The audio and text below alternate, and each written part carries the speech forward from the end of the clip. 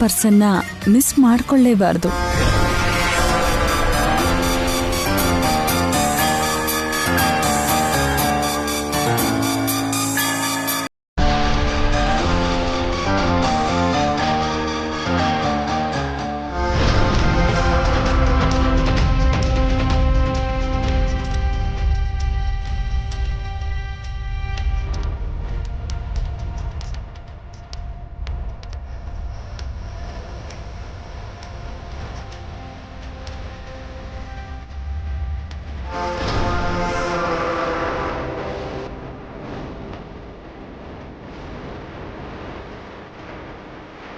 ನಿನ್ ತಲೆನೋವು ಹೋಗೋವರೆಗೂ ಕಣ್ ಬಿಡಬಾರ್ದು.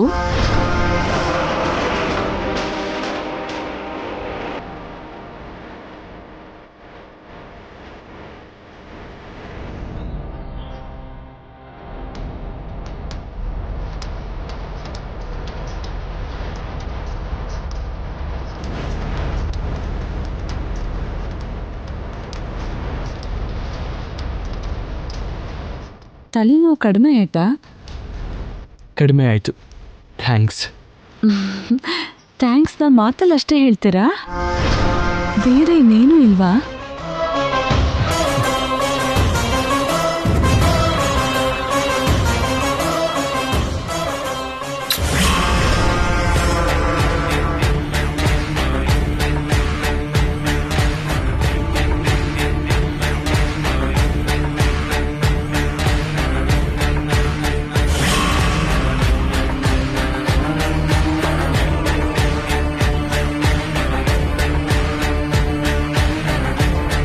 ಊಹೆನೇ ಇಷ್ಟು ಚೆನ್ನಾಗಿದೆ ಅಂದಮೇಲೆ ಇದೆಲ್ಲ ನಿಜ ಆದರೆ ಇನ್ನೆಷ್ಟು ಚೆನ್ನಾಗಿರುತ್ತೋ.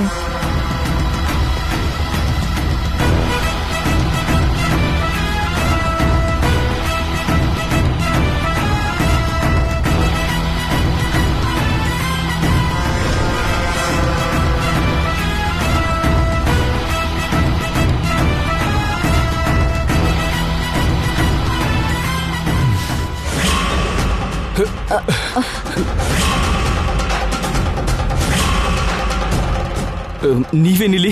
ತಲೆನೋವು ಅಂತ ಹೇಳಿದ್ರಂತಲ್ಲ, ಮಸಾಜ್ ಮಾಡೋಣ ಅಂತ. ಅವಶ್ಯಕತೆ ಇಲ್ಲ, ಕಾಫಿ ಕುಡಿದ್ರೆ ಸರಿ ಹೋಗುತ್ತೆ. ಹಾಗಿದ್ರೆ ಕಾಫಿ? ನಾನೇ ಕಾಫಿ ತಂದಿದ್ದೀನಿ.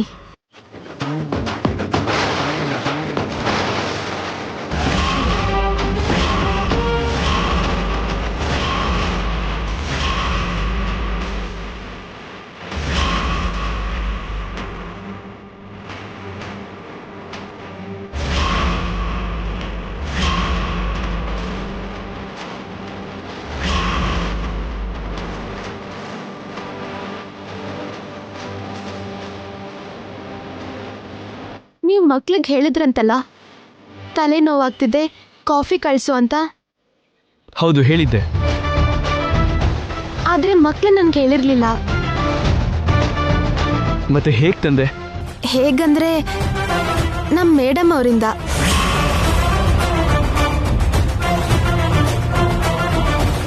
ಓಹ್, ನಿನ್ ಮೇಡಮ್ ಹೇಳಿದ್ರಾ? ಇಲ್ಲ ಇಲ್ಲ, ನಮ್ ಮೇಡಮ್ ಹೇಳಿಲ್ಲ. ನಮ್ ಮೇಡಮ್ಗೆ ಮಕ್ಳು ಹೇಳ್ದಾಗ ಅದನ್ನ ಕೇಳಿಸ್ಕೊಂಡು ನಾನು ತಗೊಂಡ್ ಬಂದೆ. ಅಷ್ಟರಲ್ಲಿ ನಮ್ ಮೇಡಮ್ ನಿಮಗ್ ತಲೆನೋವು ಕಡಿಮೆ ಮಾಡಕ್ಕೆ ಮಸಾಜ್ ಮಾಡಕ್ ಬಂದ್ರು. Thank you so much madam. Coffee ಕುಡಿದ್ರೆ ಅವ್ರ ತಲೆನೋವು ಕಡಿಮೆ ಆಗತ್ತೆ. ಇನ್ ನಾವು ಹೋಗೋಣ.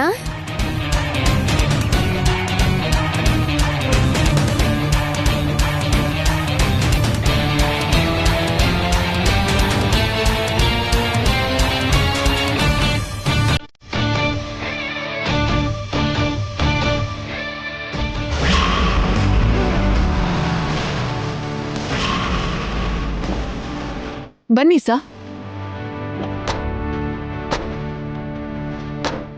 ನಮಸ್ತೆ ಸರ್. ನಮಸ್ತೆ. ನಮಸ್ತೆ. ಡೈರೆಕ್ಟರ್ ಅವರೇ, ಸರ್, ರೂಪಾರಾಣಿ ನನ್ನ ಬಂಧುಗಳ ಮಗಳು. ವರ್ಷೆಯಲ್ಲಿ ನನಗೆ ಸೊಸೆ ಆಗ್ತಾಳೆ.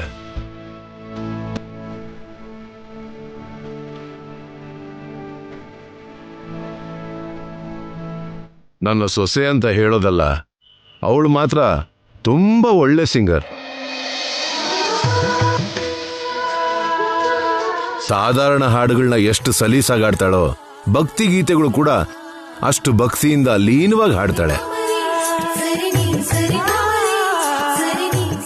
ಅವಳು ಹಾಡೋ ಕೃಷ್ಣನ ಹಾಡು ಕೇಳಿ ತನ್ಮಯದಿಂದ ಕಣ್ಣು ಮುಚ್ಕೊಂಡ್ರೆ ಸಾಕು, ಆ ಬೃಂದಾವನದಲ್ಲಿ ಕೃಷ್ಣನೇ ನಮಗ್ ಕಾಣಿಸ್ತಾನೆ.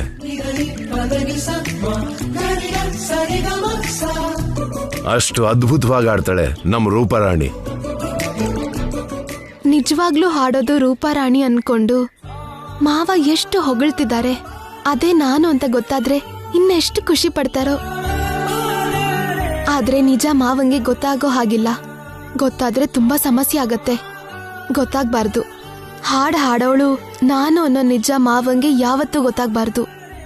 ಓಕೆ ರೂಪರಾಣಿ ಅವರೇ, ಇಂಟರ್ವ್ಯೂ ಸ್ಟಾರ್ಟ್ ಮಾಡೋಣ. ಪವನ್ ಅವರೇ, ಕ್ಯಾಮ್ರಾ ರೆಡಿ ಮಾಡ್ಕೊಳ್ಳಿ.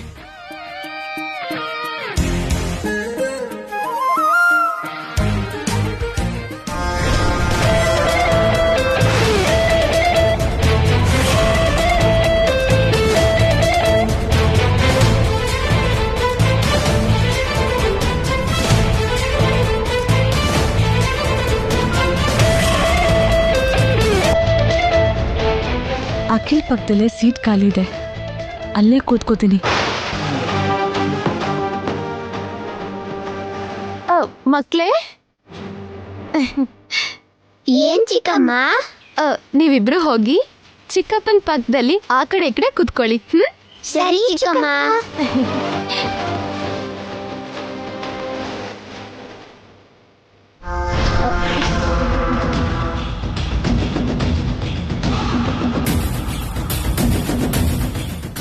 ಆ ಸೋಫಾದಲ್ಲಿ ಕೂತ್ಕೊಳ್ಳಿ. ಪರವಾಗಿಲ್ಲ ಬಿಡಿ.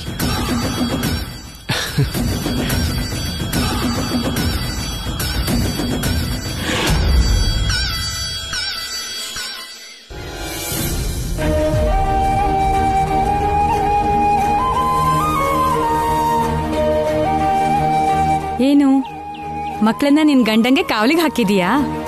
ಅಂದ್ರೆ ಅಕ್ಕ, ಅದು ಗಂಡನ ವಿಷಯದಲ್ಲಿ ಹೆಂಡ್ತೀರು ಅಷ್ಟಾದ್ರೂ ಯೋಚನೆ ಮಾಡ್ಲೇಬೇಕು. ನಡಿ.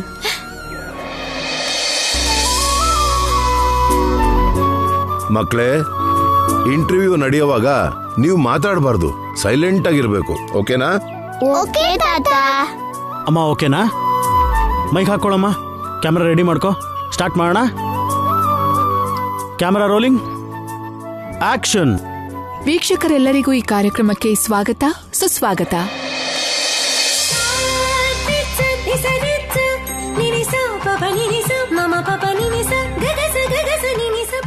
ಈ ವಾರದ ನಮ್ಮ ಈ ಕಾರ್ಯಕ್ರಮದಲ್ಲಿ ನಿಮಗೆ ಪರಿಚಯ ಮಾಡಿಸ್ತಿರೋ ಕಲಾಕಾರರು ಬೇರೆ ಯಾರೂ ಅಲ್ಲ. ಎಷ್ಟೋ ಸ್ಟೇಜ್ ಶೋಸ್ನಲ್ಲಿ ಹಾಡೋದ್ರ ಮೂಲಕ ತಮ್ಮ ಗಾಯನದಿಂದ ಪ್ರೇಕ್ಷಕರಿಗೆ ಮೋಡಿ ಮಾಡಿರೋ ಅದ್ಭುತ ಗಾಯಕಿಯಾದ ಕುಮಾರಿ ರೂಪರಾಣಿ ಅವರು.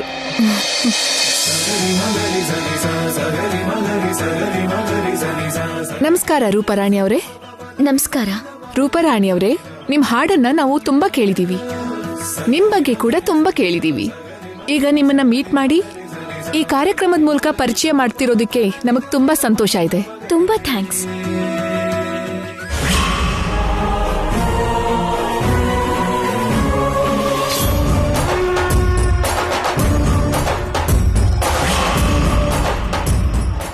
ಹೇಳಿ ರೂಪರಾಣಿ ಅವರೇ, ನೀವು ಸಂಗೀತನ ಯಾವ ವಯಸ್ಸಿನಿಂದ ಕಲಿತಿರೋದು?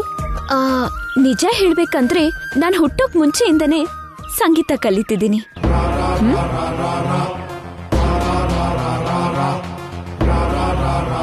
ಇದನ್ ಕೇಳೋದಕ್ಕೆ ಸ್ವಲ್ಪ ಆಶ್ಚರ್ಯ ಅನ್ಸಿದ್ರು ನಾನು ಹೇಳ್ತಿರೋದು ನಿಜ.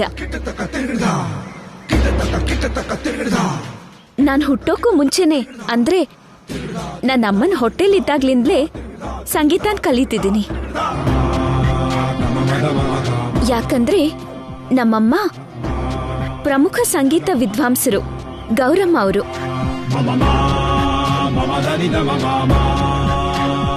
ಎಷ್ಟೋ ಜನ ಸಂಗೀತ ಕಲಾವಿದ್ರನ್ನ ತಯಾರು ಮಾಡಿರೋ ಗುರು ಅವರು. ಹೌದಾ?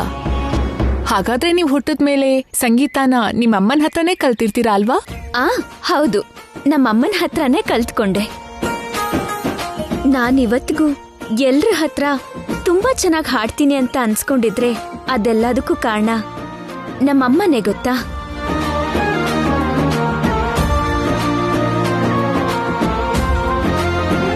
ನಮಗೆ ಮಾನವ ಜನ್ಮ ಕೊಟ್ಟಿದ್ದಕ್ಕೆ ಆ ದೇವ್ರ ಋಣವಾಗ್ಲಿ, ನಮ್ಗೆ ಜನ್ಮ ಕೊಟ್ಟಿದ್ದಕ್ಕೆ ತಾಯಿ ಋಣವಾಗ್ಲಿ, ನಮ್ಗೆ ವಿದ್ಯೆ ಕಲ್ಸಿದ್ದಕ್ಕೆ ಗುರುವಿನ ಋಣವಾಗ್ಲಿ ಈ ಜನ್ಮಕ್ಕೆ ತೀರ್ಸೋಕ್ಕಾಗಲ್ಲ.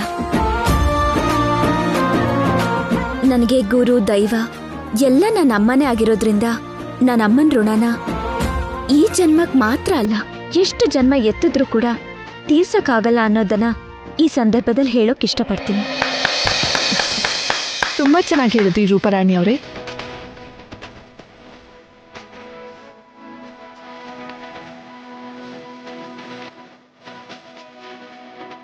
ರೂಪರಾಣಿ ಅವರೇ, ನನ್ಗೊಂದು ಚಿಕ್ಕ ಡೌಟ್ ಇದೆ.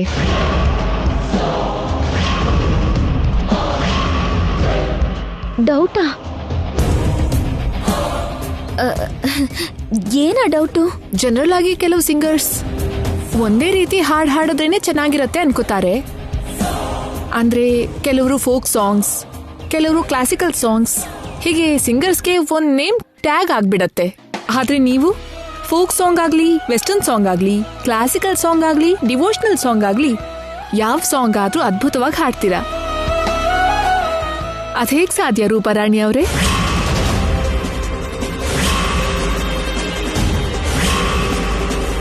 ಅಂದ್ರೆ ಬೇರೆ ಬೇರೆ ಹಾಡು ಹಾಡೋದಕ್ಕೆ ಈಸಿಯಾಗಿ ನಿಮ್ ಗಂಟ್ಲು ಅಷ್ಟು ಫ್ಲೆಕ್ಸಿಬಲ್ ಆಗಿರೋದಕ್ಕೆ ಕಾರಣ ಏನು ಅಂತೀರಾ?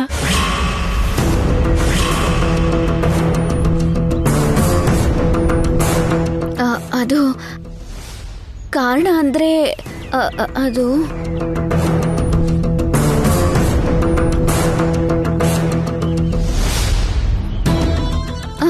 ಅದು ಶ್ರುತಿ. ನಾನ್ ಹಾಡೋ ಶ್ರುತಿ. ಹೈಸಿ ಜನರಲ್ ಆಗಿ ಯಾವ ಶ್ರುತಿಲಿ ಹಾಡ್ತೀರಾ?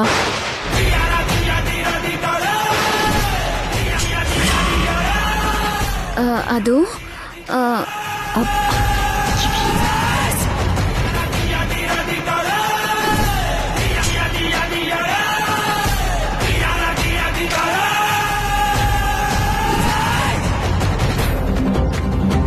ನಾನು ಯಾವ ಶ್ರುತಿಯಲ್ಲಾದ್ರೂ ಕಂಫರ್ಟ್ ಆಗಿ ಹಾಡ್ತೀನಿ. ಅಫ್ಕೋರ್ಸ್. ಆದ್ರೆ ಯಾವ ಶ್ರುತಿ ನಿಮ್ಗೆ ಜಾಸ್ತಿ ಕಂಫರ್ಟ್ ಅಂತ ಅನ್ಸೋದು?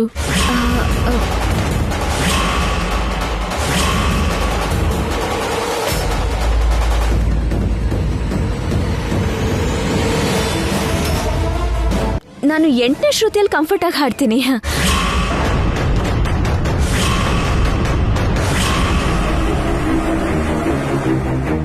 ಅಯ್ಯೋ ಇಲ್ಲ ಇಲ್ಲ, ನೀನ್ ಹೇಳಿರೋ ಶ್ರುತಿನೇ ಇರಲ್ವಲ್ಲ ರೂಪರಾಣಿ.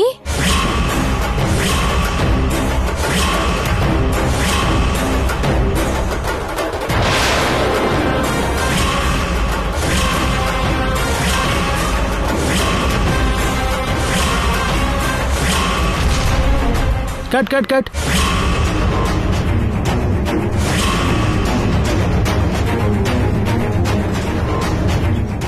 ರೂಪರಾಣಿ ಅವರು ತಾವು ಯಾವ ಶ್ರುತಿಲಿ ಹಾಡಿದ್ರೆ ಕಂಫರ್ಟ್ ಆಗಿರತ್ತೆ ಅಂತ ಅವರೇ ತಪ್ಪಾಗಿ ಹೇಳ್ತಿದ್ದಾರೆ. ಅದು ತಪ್ಪು ಅಂತ ನೀವ್ ಹೇಗೆ ಹೇಳಿದ್ರಿ?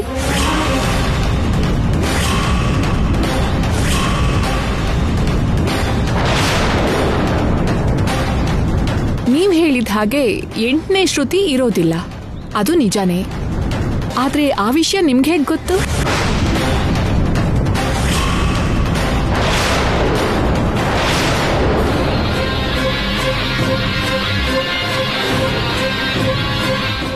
ನೀವೇನಾದ್ರೂ ಸಂಗೀತ ಕಲ್ತಿದ್ದೀರಾ? ಯಾರ ಹತ್ರ ಕಲ್ತ್ರಿ? ಎಷ್ಟು ವರ್ಷ ಕಲ್ತ್ರಿ? ನೀವು ಕೂಡ ಹಾಡ್ತೀರಾ? ನೀವು ಕೂಡ ಪ್ರೋಗ್ರಾಮ್ಸ್ ಕೊಡ್ತೀರಾ?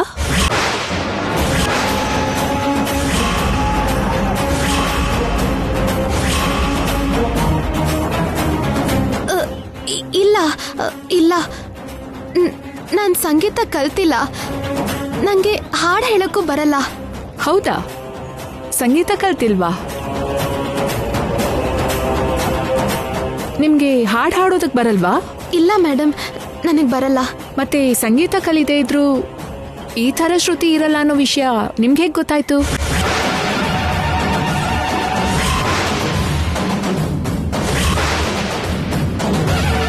ಅಷ್ಟು ಎಕ್ಸ್ಪರ್ಟ್ ಸಿಂಗರ್ ರೂಪಾರಾಣಿ ಅವ್ರಿಗೆ ಗೊತ್ತಿಲ್ಲದೆ ಇರೋ ವಿಷಯ ನಿಮ್ಗೆ ಹೇಗ್ ಗೊತ್ತು? ಅದು ಹೇಗ್ ಗೊತ್ತಾಯ್ತು ಅಂದ್ರೆ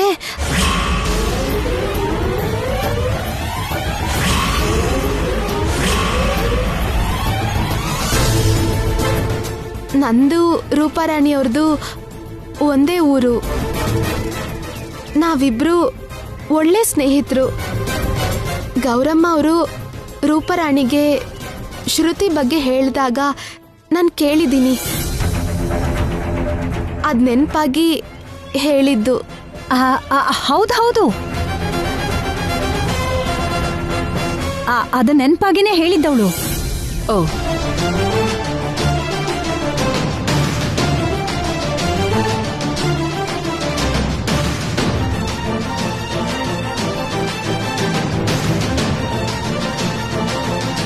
ರೂಪಾರಾಣಿಗೂ ಕೂಡ 8ನೇ ಶ್ರುತಿ ಇರಲ್ಲ ಅಂತ ಗೊತ್ತು.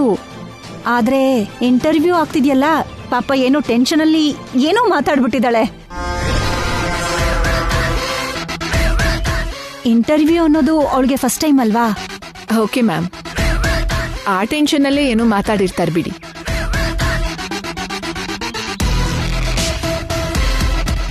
ಶ್ಯಾಮ, ಇಂಟರ್ವ್ಯೂ ನಡೆಯುವಾಗ ಹೀಗ್ ಮಧ್ಯದಲ್ಲಿ ಮಾತಾಡ್ಬಾರ್ದು ಅಂತ ನಿಂಗ್ ಗೊತ್ತಿಲ್ವಾ? ಕ್ಷಮಿಸಿ ಅತ್ತೆ, ಏನೋ ಗೊತ್ತಾಗ್ದೆ ಮಾತಾಡ್ಬಿಟ್ಟೆ. ಆದ್ರೂ ನೀನ್ ಓದೋದ್ ಬಿಟ್ಟು ಇಲ್ಲಿ ಯಾಕೆ ಬಂದಿದ್ಯಾ? ಇಂಟರ್ವ್ಯೂ ನೋಡ್ಬೇಕು ಅಂದ್ರೆ ಆಮೇಲೆ ಟಿವಿಲ್ ಬರುತ್ತಲ್ಲ, ಆಗ ನೀನ್ ನೋಡ್ಬೋದು. ಹೋಗ್ ಓದ್ಕೋ. ಸರಿ ಅತ್ತೆ, ಬನ್ನಿ ಮೇಡಮ್ ಹೋಗೋಣ. ಮಾರ್ನಿಂಗ್ ಮಾಡಿರೋ ಲೆಸನ್ ಇದೆ ಅಲ್ಲ, ಅದನ್ನ ಓದ್ತಾ ಇರು. ನಾನು ಆಮೇಲೆ ಬರ್ತೀನಿ. ಸರಿ ಮೇಡಮ್.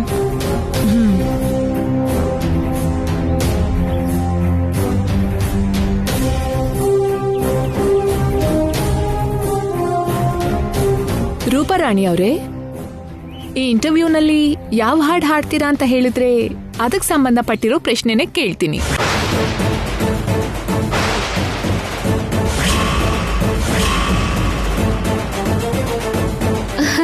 ಹಾಡ? ಹೌದು, ನಿಮ್ಗಿಷ್ಟ ಇರೋ ಹಾಡೇ ಹಾಡಬಹುದು. ಅವಳು ಯಾವ ಹಾಡಾದ್ರೂ ಅದ್ಭುತವಾಗಿ ಹಾಡ್ತಾಳಮ್ಮ.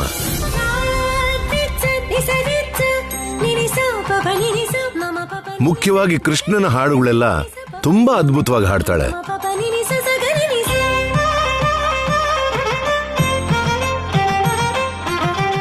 ಅಮ್ಮ ರೂಪಾರಾಣಿ, ಕೃಷ್ಣನ್ ಮೇಲೆ ಒಂದು ಹಾಡು ಹಾಡಮ್ಮ. ತುಂಬಾ ಚೆನ್ನಾಗಿರುತ್ತೆ ಹಾಡು. ಅಂದ್ರೆ ಇದ್ದಕ್ಕಿದ್ದಾಗೆ ಹಾಡು ಅಂದ್ರೆ ಇನ್ಸ್ಟ್ರೂಮೆಂಟ್ಗಳೇನು ಇಲ್ವಲ್ಲ ಅಣ್ಣ, ಅದಕ್ಕೆ ಯೋಚನೆ ಮಾಡ್ತಾ ಇದ್ದಾಳೆ. ಪರವಾಗಿಲ್ಲ, ಇಂಥ ಇಂಟರ್ವ್ಯೂಲೆಲ್ಲ ಇನ್ಸ್ಟ್ರೂಮೆಂಟ್ಸ್ ಬೇಕಾಗಿಲ್ಲ, ನೀವು ಹಾಡಬಹುದು.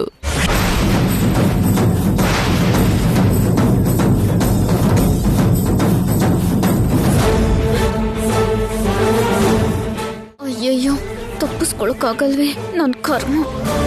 ಹಾಗಾದ್ರೆ ಹಾಡ್ತಾಳೆ ಬಿಡಿ, ಪರವಾಗಿಲ್ಲ. ಇಂಟರ್ವ್ಯೂ ಮುಗಿದ್ಮೇಲೆ ಹಾಡ್ತಾಳೆ. ನೀವು ಮೊದಲು ಇಂಟರ್ವ್ಯೂ ಮುಗಿಸ್ಬಿಡಿ. ಸರಿ ಮೇಡಮ್. ರೂಪಾರಾಣಿ ಅವರೇ, ಸ್ಟಾರ್ಟ್ ಮಾಡೋಣವಾ? ಒಂದು 2 ಮಿನಿಟ್ಸ್, ಸ್ವಲ್ಪ ನೀರು ಕುಡ್ಕೊಂಬರ್ತೀನಿ. ಓಕೆ.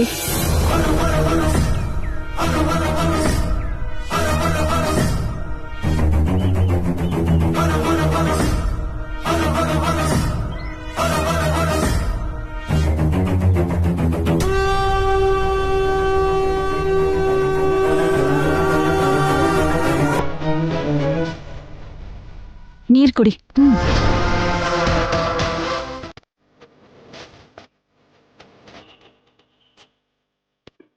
ನೀನೇನು ಟೆನ್ಷನ್ ಮಾಡ್ಕೋಬೇಡ, ನಾನು ಶ್ಯಾಮನ ಕರ್ಕೊಂಡ್ ಬರ್ತೀನಿ. ಅವಳು ಹಾಡ್ತಾಳೆ. ಬೇಗ ಹೋಗಿ ಶ್ಯಾಮಗೆ ಹಾಡು ಹಾಡಬೇಕು ಅಂತ ಹೇಳ್ಬೇಕು. ಸರಿ, ನೀನ್ ನಡಿ.